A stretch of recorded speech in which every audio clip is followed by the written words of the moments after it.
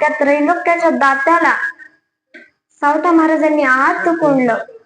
आणि हे करत असताना काय निष्ठा असावी हो भगवंतावरती, आपल्या हृदयाचा विचार सुद्धा नाही केला हो त्यांनी.